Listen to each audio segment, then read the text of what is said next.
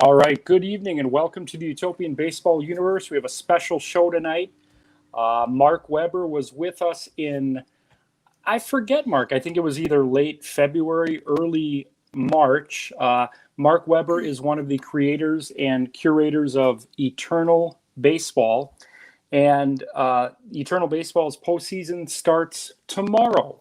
So we invited Mark back on the show today to talk about season one of Eternal Baseball. And we were talking before the show how our group and Mark's group have grown by like 500% since he was last on in March. So Mark's going to tell us what Eternal Baseball is, how it works.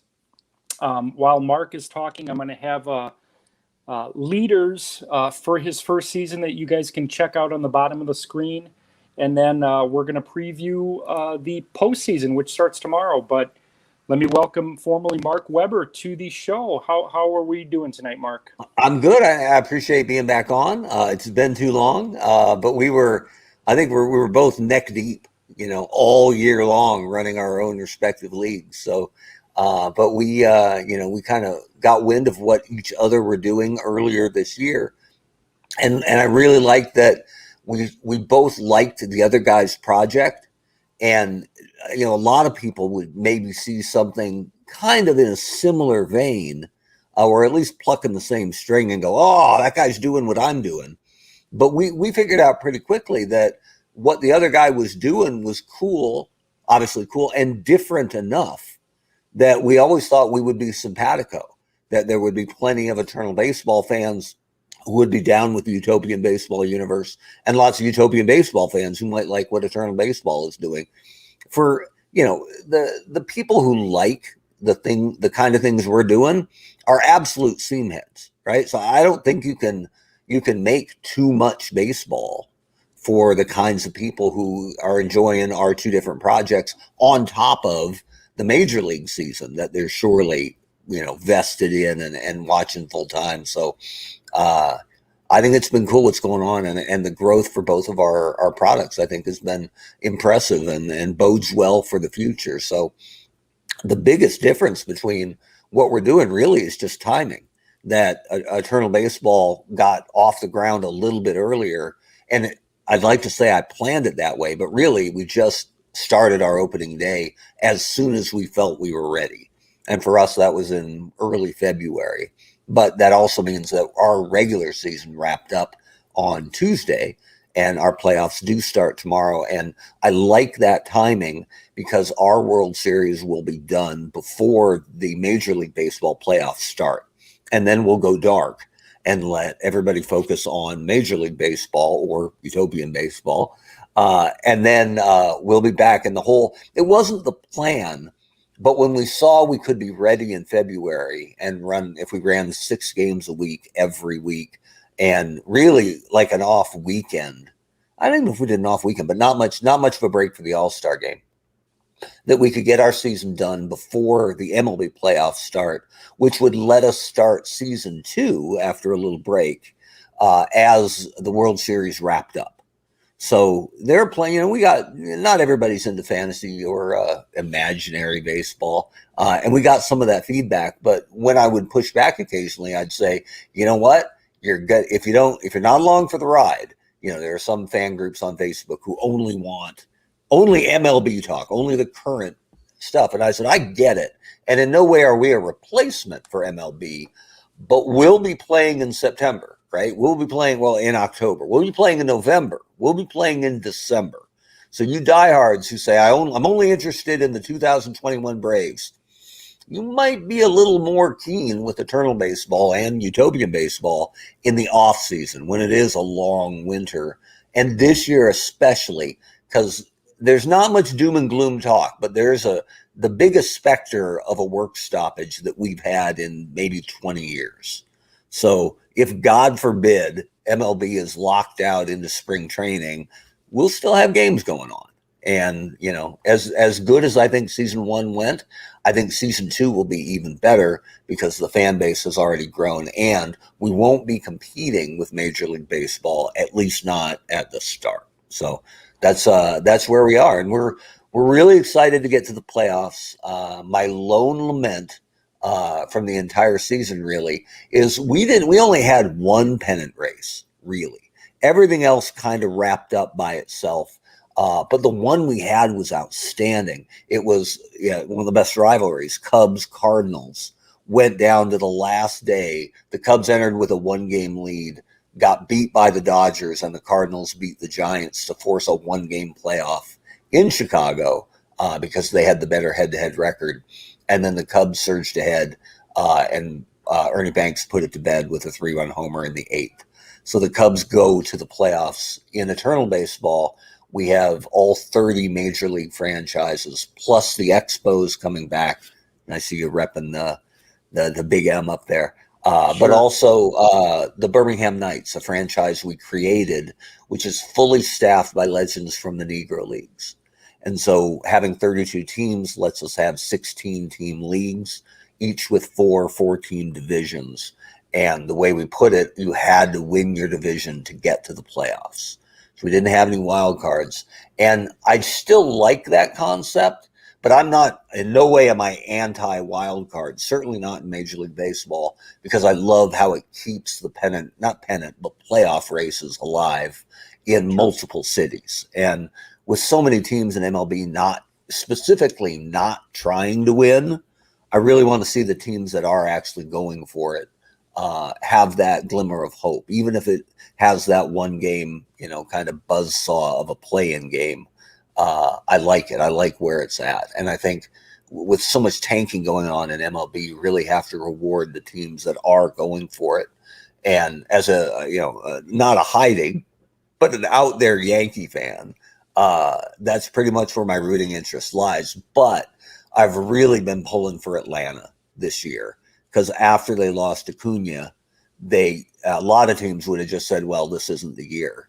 And Atlanta instead traded, reached into that minor league system and picked up 5 or 6 new guys, a whole new outfield. Sure. And went, you know what? No, our division is winnable and we're going to miss him. You can't replace Acuna with 1 guy, but you can replace him with 6, maybe.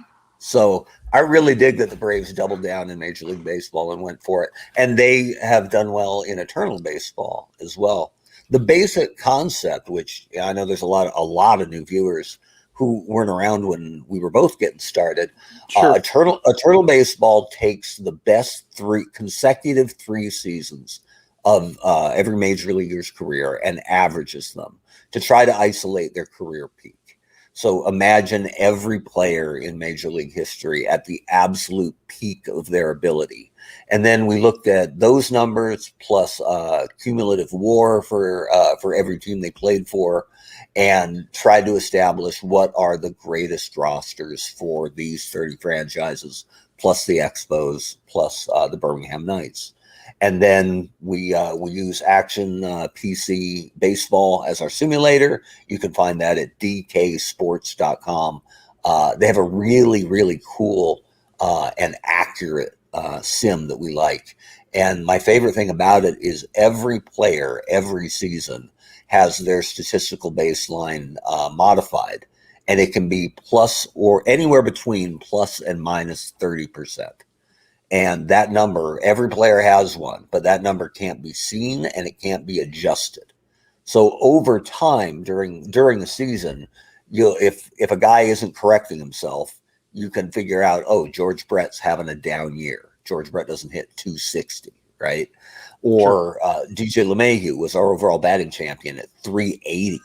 And LeMahieu is a great player and a great hitter, but he's also facing the greatest pitchers of all time. So you wouldn't expect DJ LeMahieu to hit 380 facing Satchel Paige and Roger Clemens and, all these absolute stars.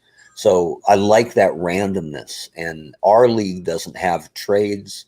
We have rookies, but it's only MLB rookies who explode onto the scene who might make an eternal roster. So we don't have a lot of change year to year for our teams. So the fact that every guy is randomized every year should give us some nice variation year to year because the nightmare, what we really wanted to avoid, if Roger Maris hits 61 homers every year, your league's kind of dry. And Yeah. what we knew coming in, we simmed 10 seasons just to check, just to make sure we were, we had the bugs ironed out, and we had enough variance to think this would be compelling year to year. But we did see, the longer a franchise has been around, the more talent they're pulling from.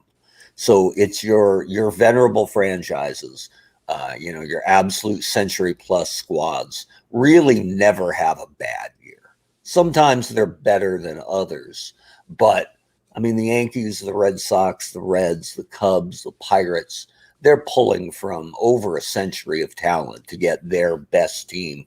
Whereas your expansion teams, especially your newer squads, Tampa's terrible, or was terrible in this sim. And even though they'll add Randy Arozarena and Wander Franco at the end of the year for season 2, is that really going to move the needle for them against these other powerhouse franchises? So I wish I could offer more hope for the real youngsters.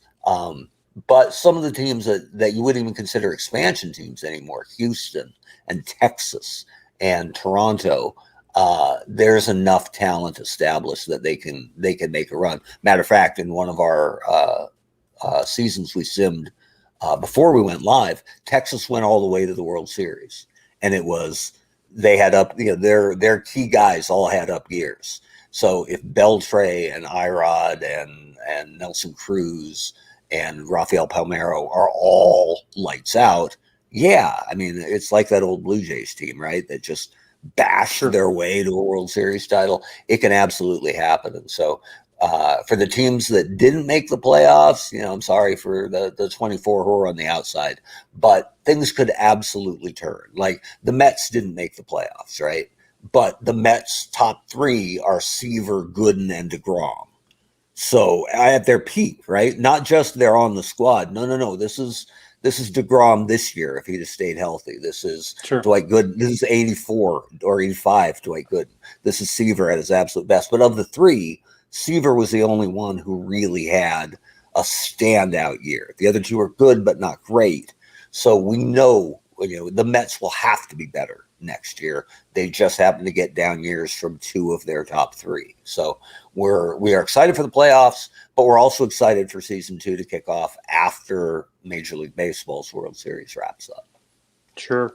So for the folks that are newer to the concept of Eternal Baseball, how does a daily simulation look for the people that are fans of Eternal Baseball? Like, how are we finding out results? Is it interactive in a sense that you're posting results daily, or how does that work? I know you do a Sunday podcast where you actually feature one game. So to kind of tell us about how you present this information to the fans of Eternal Baseball. Yeah, well, we launched on a Tuesday, and that was just the day that we felt we were ready to go. And I have a couple friends in sports radio who had availability that Tuesday. So to be able to chat we were in Arizona, we were in Washington, we were in Seattle on opening day. So I wanted to be able to tell people, today is, or actually it was tomorrow. Tomorrow is opening day. Be ready for Eternal Baseball. So we launched on Tuesday in early February. And the way that worked out was it gave us games. We play 6 games a week. So Tuesday, Wednesday, Thursday, they're all 3-game sets in the schedule. Friday is an off day. And then we play Saturday, Sunday, Monday. And there occasionally there's interleague play mixed in, but it is largely like the MLB schedule, other than Friday. If you're following a team, they're playing every day except Friday, which is, I guess, the travel day. And we put up a scoreboard every day that has, just basically runs, hits, errors, and maybe the one highlight of the best player or the game-breaking play under it. That goes up on our website. It's eternalbaseball.com. We also put up an image of the current league leaders. And we go, it's basic top hitting and top pitching stats. On our message board, which is on the same site, we have team-specific message boards. And on the top of each one, we have a thread that's box scores. And so the box score gets loaded up at the same time that the overall scoreboard gets loaded up. So, on our first day, we put up a scoreboard first and weren't positive we were going to load box scores because it is a lot of work, right? it doesn't take much to load one box score, but I mean, it's 16 games a day, 6 days a week for a couple months. So, Yeah. there is I wouldn't call it heavy lifting. It's like death by 1,000 cuts, though. It's a lot of little work. But what we found on day one was the people who are into it, and we got pretty good response for day one, said, I love it, but where's the box score? Or worthless without a box score. And we probably should have seen that coming forward, right? What diehard Seamhead doesn't want to read the box score for their favorite team, right? So, Sure. So we added that in. We announced injuries. We announced there's no trades really, but there's suspensions. Guys bump umpires and they get hurt and things happen. So we kept updating the website with things like that. We do a lot of work on Facebook. There's an Eternal Facebook page that you can like and follow, and that's where we announce the players of the day, and we're connected to a whole bunch of team-specific Facebook groups. And I think it's a good partnership because you don't want to go too wild on them, right? Because it's the kind of thing that fans of the Rangers might be interested in, a Rangers team that has Ruben Sierra on it, as well as Nelson Cruz, as well as Juan Gonzalez, right? But if you're beating them over the head with it, hey, here's today's box score every day, not only is that a lot of work to share that everywhere, but you're probably going to wear out your welcome. But if it's just a player of the day, we usually have 2 per day, and then I'll share those to the group and try to make it real clear. Because once in a while, if it's a current player, we'll confuse the hell out of a Facebook group. And I found that out early when we were playing our early games, which was spring training in Major League Baseball. Ketel Marte hurt his elbow and was going to miss a couple weeks.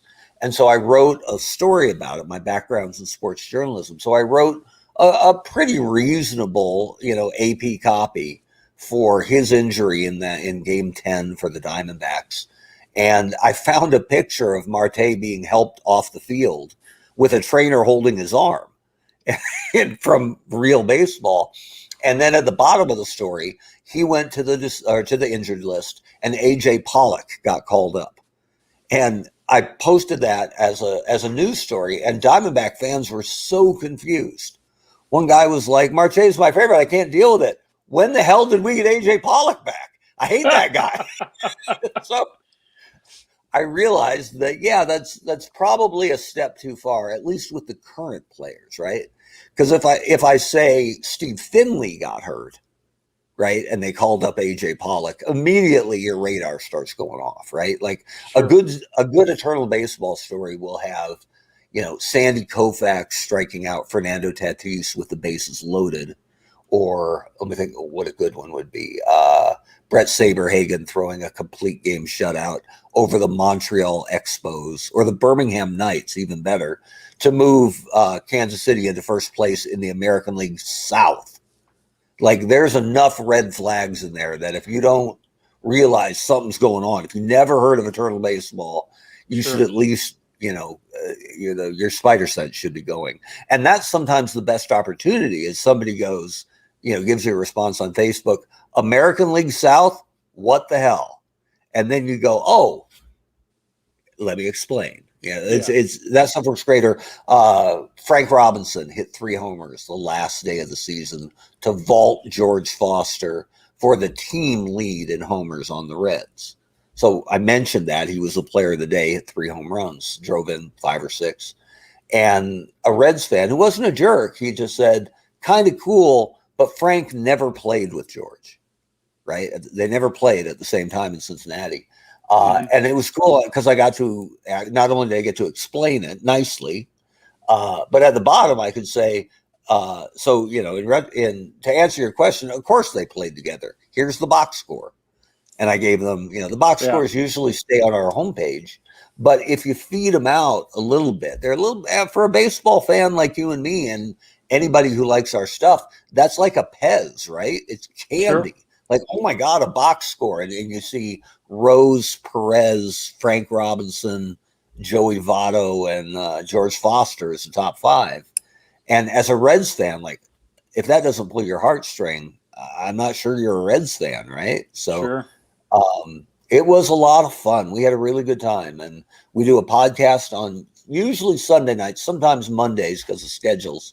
But we'll try to feature a game a week, and we really just tried to get around the league. And I guess that's one thing else I would have changed. We kind of knew from the 10 seasons we simmed ahead of time that the expansion clubs were really going to have a tough run of it, and we didn't get to Tampa until like the third to last week of the season. I wanted every team to be on that Sunday night game of the week.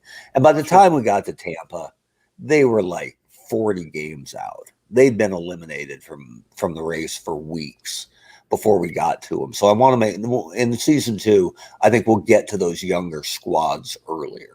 And even though there probably isn't the same kind of attention for Washington, Tampa, we can look at their schedule and go, look, Tampa's playing Boston. We'll do Boston, Tampa, because there's a lot more Red Sox fans than Rays fans. But everybody has value in the league.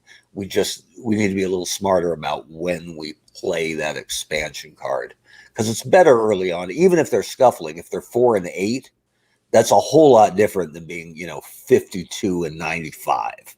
Like. Yeah. So, and if you're looking at the Rays and seeing Aubrey Huff hitting cleanup compared to all the other teams in the league, you probably know what's coming. But that is another thing I'd do. I'd change that up because we want those games to be competitive. And really, there was nothing better season wise, other than our All-Star game was fun. I'll get into that in a minute.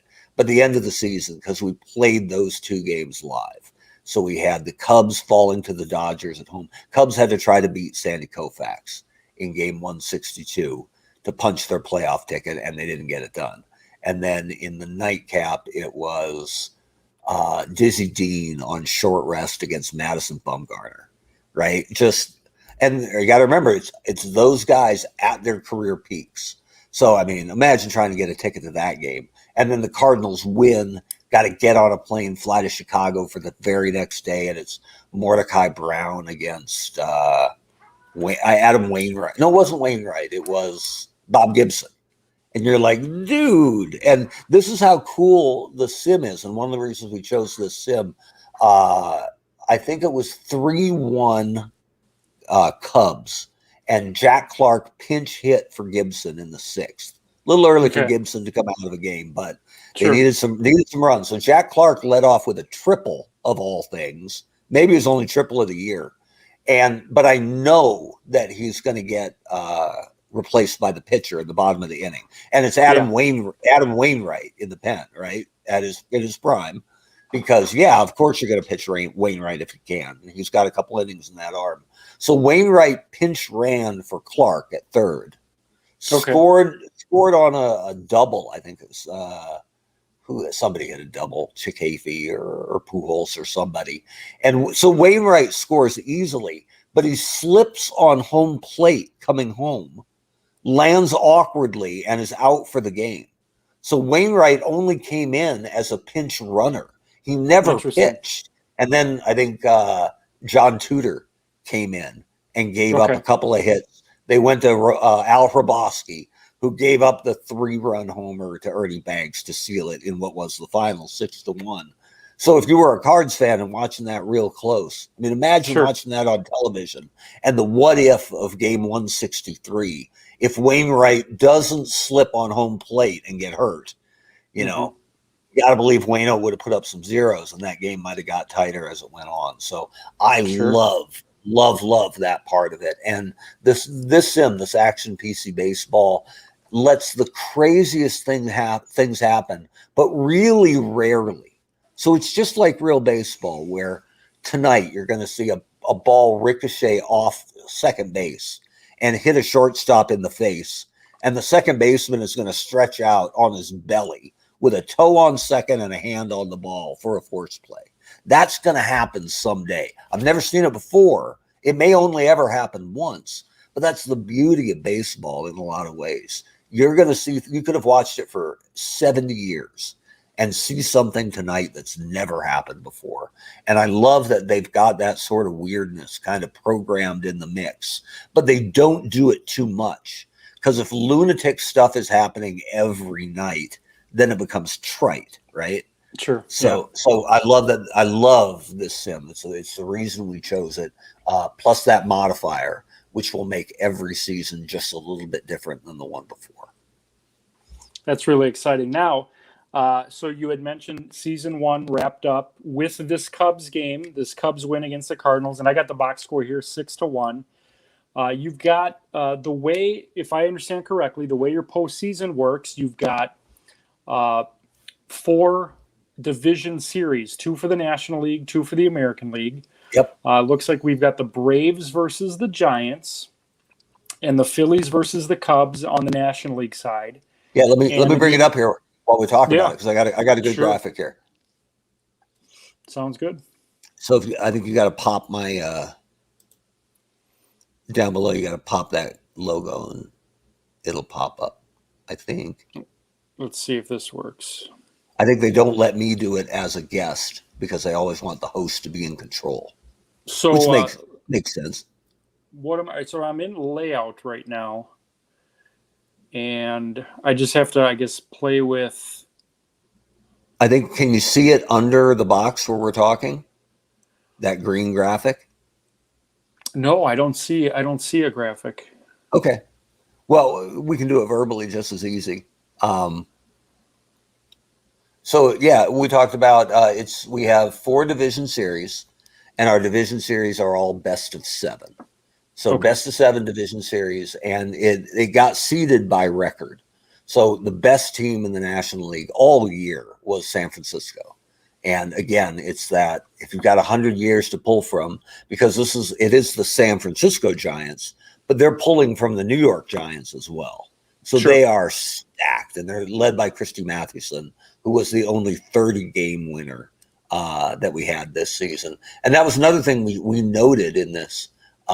There's so many old-time vintage pitchers in the league that there were a lot more complete games and a lot more guys that got 40 starts if they stayed healthy all year. And it minimized the value of the relief pitcher because starters went so long. Some teams like Chicago is all vintage, or the White Sox, all vintage pitchers pretty much. And so when I was looking to spotlight their best reliever, it was Bobby Thigpen. No big shock, right? But he only pitched 14 innings all year because the starters never came out of ball games. And so we noted that the relief pitcher's role was kind of limited. And also, overall, numbers are just kind of depressed. We thought the average batting average was around 240, and the average ERA was like 4.25. And especially the ERA, I'm like, how is that possible? Right? Yeah. When you've got pitching staffs with Roger Clemens, Cy Young, Luis Tiant, and Pedro Martinez. But if you figure that it's a two-edged sword, right? Those pitchers are facing the best lineups ever, right? Even better than the best lineups ever, the best possible lineups of all time. Sure. But those lineups are also facing the very best pitchers at their absolute peak. So it meant averages were down a little bit, but ERA was also up a little bit just because of the talent on both sides of the ball. So anyway, San Francisco with Christy Mathewson, they're incredible. They'll play the Atlanta Braves, who are the Boston Braves as well, right? And the Milwaukee Braves as well. Yep. So a lot of talent in Atlanta. In the other NLDS, it's Philadelphia, who was strong all year to win what's our Eastern Division, and then Chicago won our Northern Division. So, I know the divisions sound a little funky, but it really was nice to have 4 balanced divisions. Yeah. And kudos to the Cubs and the Cardinals, because the Cubs won 103 games, the Cardinals won 102, but the Pirates won like 91. And the Reds were terrible in the first half, but incredible in the second half. And they finished up like 83 and 79. So that National League North was the only division that had all winning teams. But if you think about it, it's actually not that surprising given the lineage of those 4 franchises. They've got so many years to pull talent from. So if the Reds were the bottom feeders, they were still 83-79, and they finished the year on like a 34-9 clip. Like they were just furious at the end. Wow. And so I like that they rallied to get over 500, just to show what they got. And I think they'll be better next year. Sure. Out there in the American League, the best team of them all was Birmingham, and Birmingham is our team with legends from the Negro Leagues. And the one thing that scared me going in, because it's really hard to qualify what the actual talent level day to day was in the Negro Leagues. How does it compare to the major leagues? Because obviously their best players should have been some of the best players in Major League Baseball. But what's the quality of the lineup when you're getting to the 7th, 8th, 9th hitters? That's really a question that can't really be answered. So it made me a little nervous that Birmingham had the best record in the American League by far.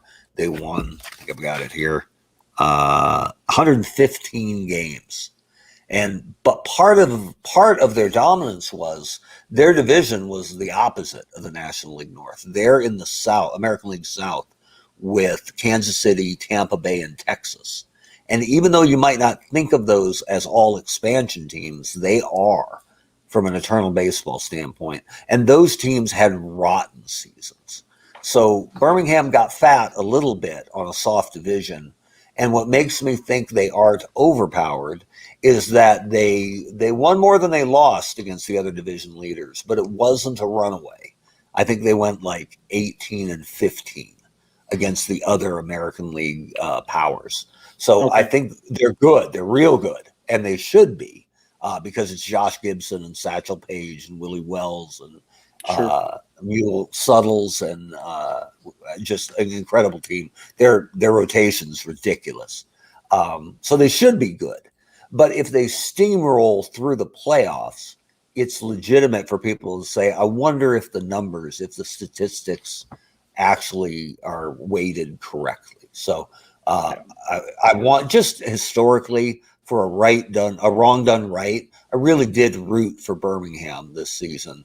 But I don't want them to stomp on everybody, because then you have to question the statistical balance of it. So anyway, they'll play Oakland in the first round. Oakland won the West, and Ricky Henderson, my all-time favorite player, stole 137 bases, broke his own record. He got caught a lot too. It was kind of like when he stole 130, he got caught 56 times in real baseball. Sure. So this was one of those just green light seasons. So Ricky ran wild. That was fun to watch.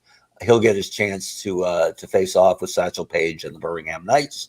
And then the other series is Detroit, who controlled our American League North all year, against the Yankees, who held off the Red Sox by 6 or 7 games. But Boston had down years, you could just tell by the numbers, for Ted Williams and David Ortiz. So the odds on that happening again are not likely. So I would expect, for you Red Sox fans out there, I would not expect Boston to get knocked out. It wasn't even that easy.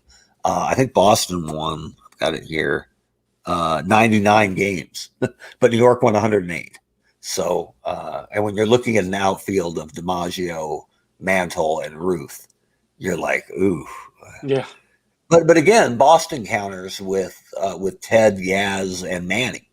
Yeah. So every franchise is stacked to some level, but the teams that have been around for 100 years, they're way up there. So that's where we're at for the playoffs. They start on Friday.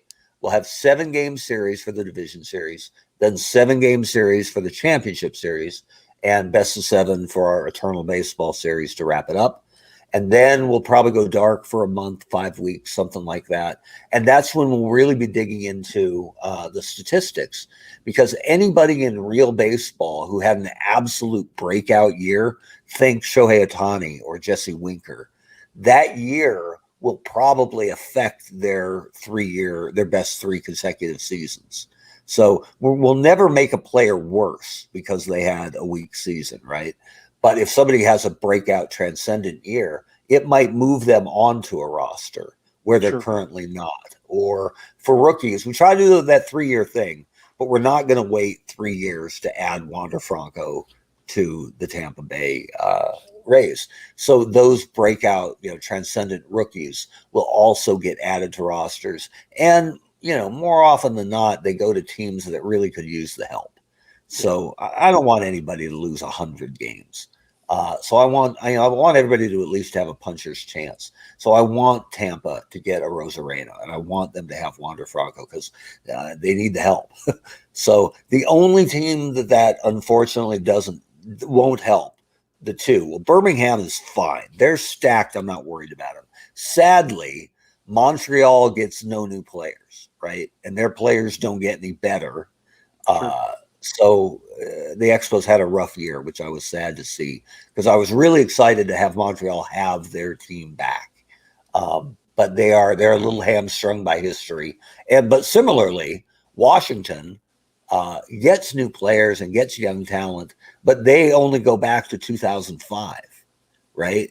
Tim Raines doesn't play for the Nationals because we kept that franchise, the idea of those two franchises split. Sure. That's one place where we're at. So the way I've dealt with that issue, because I also have the Expos and the Utopian, and then I basically promoted, if you will, the Durham Bulls, is if a player, and I'll give Carlos Beltran as an example. Beltran did not make my Utopian baseball universe as a Met or a Royal. So he was a good fit, I thought, for Durham as a center fielder.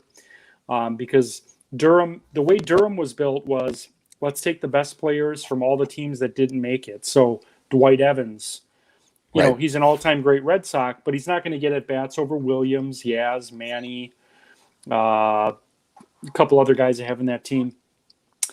For Montreal, what I did was I took, they get all the Expos. So they get Carter, Vlad, Galarraga, Steve Rogers, Dennis Martinez. And then I took some of the best current players that didn't make rosters. So like one example, Corbin Burns coming into 2021 only had 17 major league starts.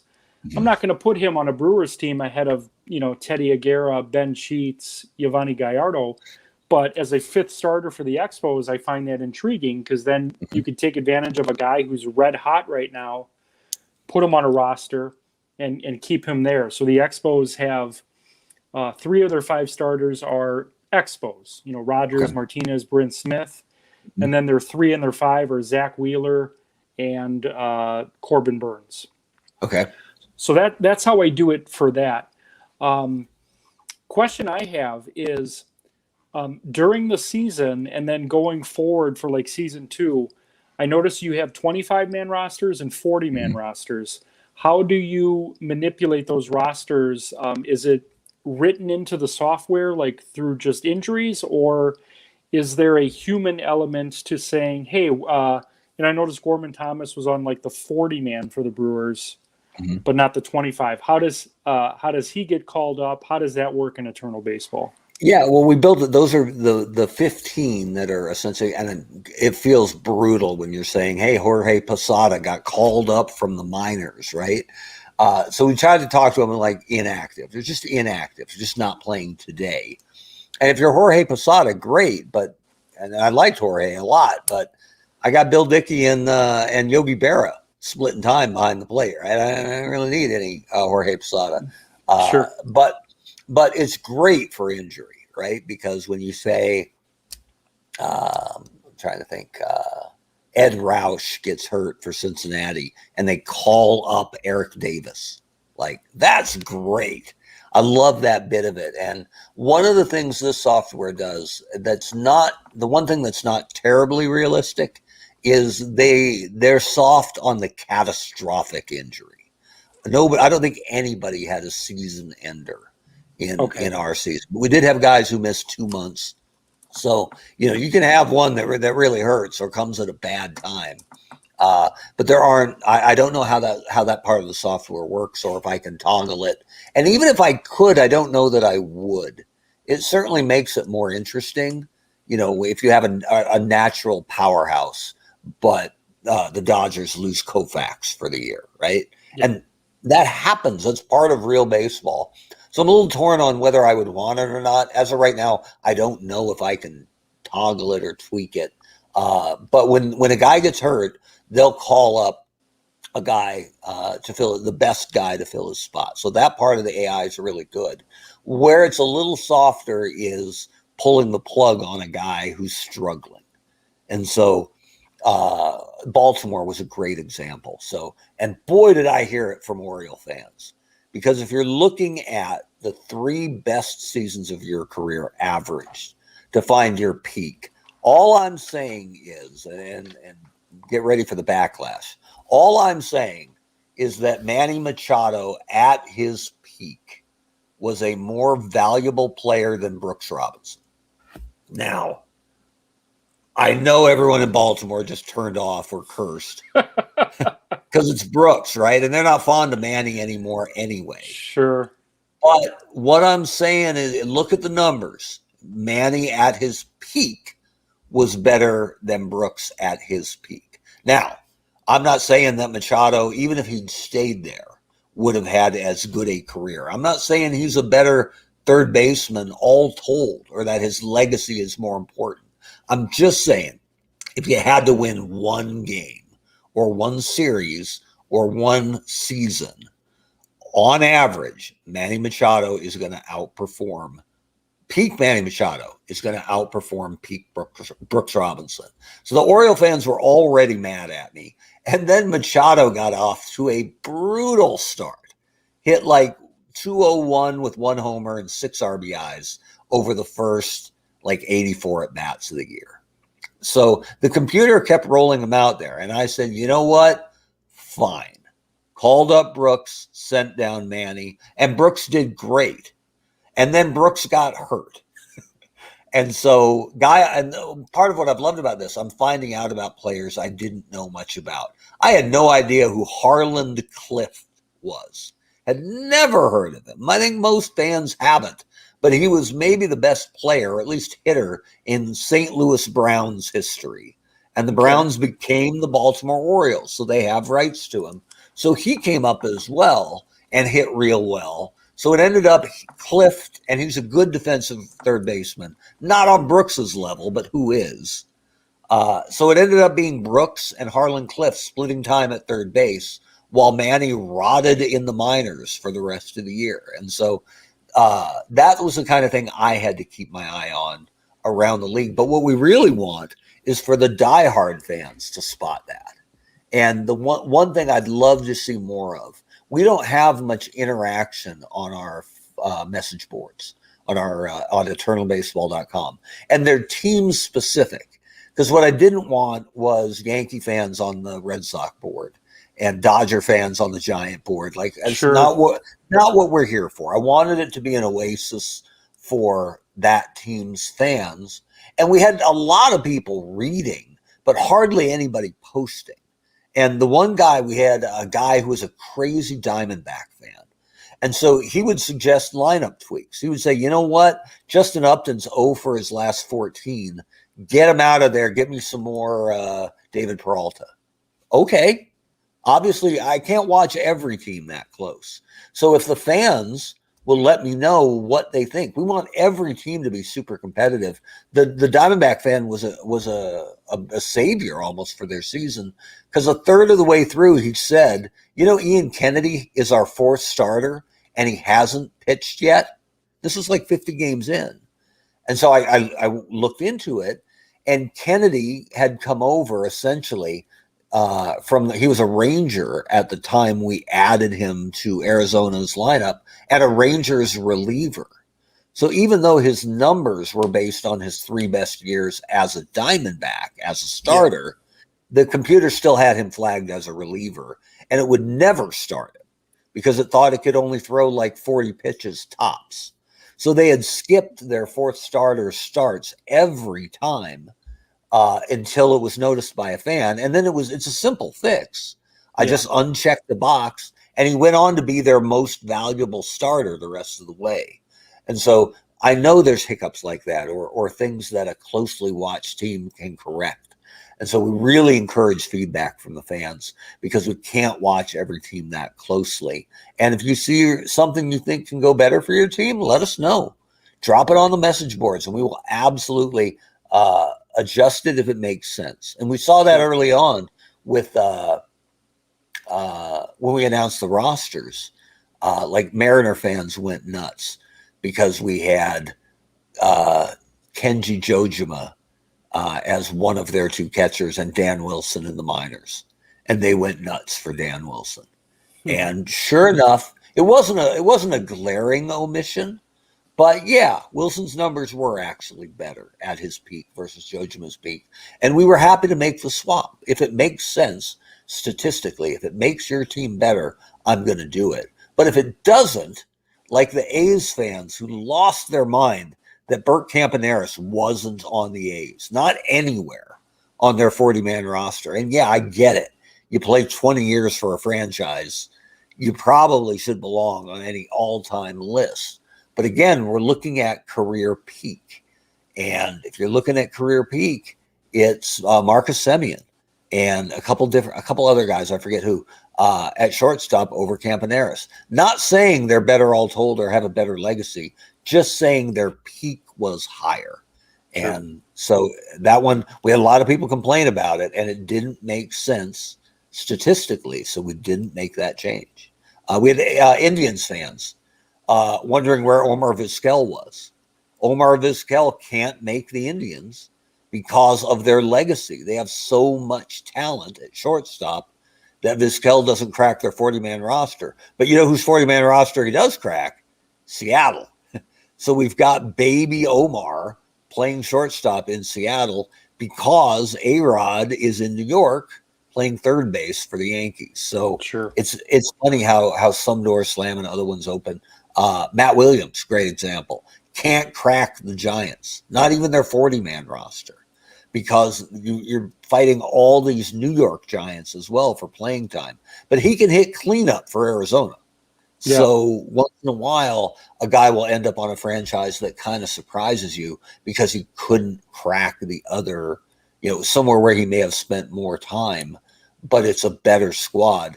And the league in general is better with Matt Williams on Arizona than Matt Williams being the 50th best player for San Francisco. Makes sense. So with the playoffs kicking off tomorrow, is your schedule going to be similar to MLB's where each series is going to play, boom, boom in one city, have a travel day, and then play? Is it going to be like that, or are you going to simulate in a quicker fashion? Like, are you doing a series a night, or how does that work? I think it goes faster. I think they'll play 7 games in 7 days, and it'll bounce between cities. But because it's all virtual travel, sure. It goes fast. But it also means those off days are critical in the playoffs for getting your relievers more rest. So I think that's how it goes. I'm going to have to dig into it because the other seasons that we simmed, we didn't watch them that close, right? We just wanted to get to the end and then check the numbers.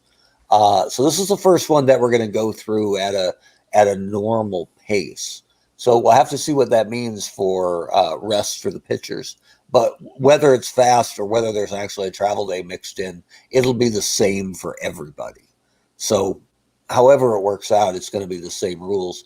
But it might give some advantage. If it goes quick, it might give some advantage to the teams with better bullpens. Or if it goes slower, if there's some travel days mixed in, having that dynamite ace and backup ace who might be able to throw 4 of your 7 games, like I hate to say real baseball, but like Major League Baseball, that could be a factor as well. And believe you me, like we talked about earlier, nobody's crying that the Mets and the Red Sox missed the playoffs because no one wanted to go up against Seaver, DeGrom, Gooden, and Cy Young, Roger Clemens, Pedro Martinez. Like, ridiculous. When I put up the initial image of the starting 9 for Boston, I had Cy Young as the pitcher because he's Cy Young. Yeah. And I had, there's a lot of recency bias on Facebook. And I had a Red Sox fan go, if you don't have Pedro Martinez in there, you don't know anything about baseball. And I'm like, not dissing Pedro, and certainly not prime like 98 Pedro, right? Yeah. But I wrote back to the guy and said, how many Pedro Martinez awards did Cy Young win? Right? So just, respect your elders, folks, because That's a great line. if you don't believe Walter Johnson could pitch today and dominate today, then you just haven't read enough. So I like that. I believe today's athlete is better than the athlete of the past, but I also believe the absolute superstars would be superstars in any era. So I had a similar conversation with a friend of mine at the beginning of this season, because we actually did, this is year 2 of Utopian Baseball Universe. We did season 1 last year just for family and friends, 60 people. The Braves beat the Reds in the championship. The Red Sox won the East, and Smokey Joe Wood was probably the second or third best pitcher in all the Utopian last year. So I made him the opening day starter this year. And a friend of mine said, "Oh, I don't know. Pedro's not going to like that. He was the opening day starter last year. It's going to hurt his numbers." And if he's watching, Mitch, if you're watching right now, I've got the numbers up right here. So we were both wrong. So Smokey Joe, pitching out of the 1 for the Red Sox this year, is 7-12. And he said, well, Pedro's going to struggle because his ego's, he's not pitching 1. Pedro is 13-6, and Pedro's in the top. I'd have to look here. I think he's in the top 10 in ERA as well. I do everything. Most of what I do is with notebooks. Mm-hmm. Yeah, Pedro is top 10 in ERA. Smokey Joe Wood is not even in the top 10 in strikeouts, and last year he led the league in strikeouts. So I was wrong in thinking Wood was going to pitch well as a 1, and Mitch was wrong in thinking Pedro was going to struggle having to be the 2. Right. So we'll have to see how that shapes up in year 3. Well, it's funny how things are the same, but some things are completely different. In our league, Boston's weakness was their bullpen, right? You try to think about dynamite, lights out Red Sox relievers. Once you get beyond Papelbon, there isn't a lot. So Smokey Joe Wood is the setup guy in Eternal Baseball for Boston, and he's incredible, like he probably should be. Now, is that more valuable than having him up in the rotation? Hard to say, really. But for what we had number-wise, he would have been their number 4 starter. And I thought, you know what? Rather than pitching every 5th or 6th day as the 4th starter to help solidify the back end of that pen, I think if they had them all in their prime, they might keep him in the pen, given the relative weakness out there. So, and that's another thing that's really hard for people to wrap their brains around, especially with the recency bias. The idea that Tom Glavine is the long reliever in Atlanta, right? But between Maddox, Smoltz, Jim Whitney, Warren Spahn, there's a lot of talent in that Atlanta rotation. And sometimes it's guys I'd never heard of Ed Morris before in my life, but he's a Pirates. I don't know if you can say he was a Pirates legend, because he only pitched like 5 years for Pittsburgh. He pitched in the 1890s, right? Okay. But he's considered to be the first great left-handed pitcher. And so he's real good. And he was only a Pirate, I think, for 5 years. But 3 of them were dynamite. And I only need 3 dynamite years to average the statistical peak from. So he's so good. And he pitched in the 1890s, right? Which was kind of like everybody's little league team, right? Where you go out to the field and they go, okay, Mark, you play first. Joey's our shortstop. Who's your pitcher? Well, Ed's our pitcher, right? He's the best pitcher. He's the guy who pitches, period. So he ended up, if I hadn't put some shackles on him, he would have had like 420 innings pitched, because he just wanted the ball every day, because the computer was trying to match to his numbers, to what he actually put up. But that's 1890s stuff. So I actually had to shackle him a little bit, because they were using him a bunch, but they would have put on the brakes as he approached his actual numbers. So if you have a guy, if you had Kevin Moss, right, who hit, or Shane Spencer, one of those flash in the pan Yankee rookies who had 14 homers and 100 at bats. if you put him in eternal baseball, that guy is not hitting 84 home runs, right? He's going to hit at an amazing clip, but the game is going to keep him around those 100 at bats over a full season. The same way Ed Morris was going to be done pitching in like game 105 because he was just burning through the innings. So I actually sat him down personally for a month. I just made him unavailable so he wouldn't burn those innings out in before the games that were truly critical. So some of those guys from the 1890s, the early 1900s, they're hard for the computer even to understand. Like this guy, I think he pitched the evening of a doubleheader, and then the next night came in like garbage relief. Like they were losing like 16-2. And here's Ed Morris again. And then he started the next day after that. And I'm like, Ed, you have to let the other guys throw, okay? It's not all about you. I'm pulling up his career numbers right now. He only pitched six seasons in the major leagues, and he won 171 games. There you go. He lost 122, 1,200 strikeouts. In 1886, he had 41 wins and 12 strikeouts. Lifetime ERA 282. Yeah, just incredible. Like they don't specify the innings, but to have 300 decisions in 6 years is just sick. Right? And then the arm fell off. It had to, right? And the only thing harder than trying to wrap your brain around Ed Morris is trying to find a good picture of him, right? Because he pitched in the 1890s. Yeah. So Wikipedia's got like an old, well, it's one of the original like baseball cards that Goodwin and Company put out from like 1886. Is it all yellowed out? And it's like him, it looks like really bad with his left hand up. Yeah. That's what I'm using. It's hard to find.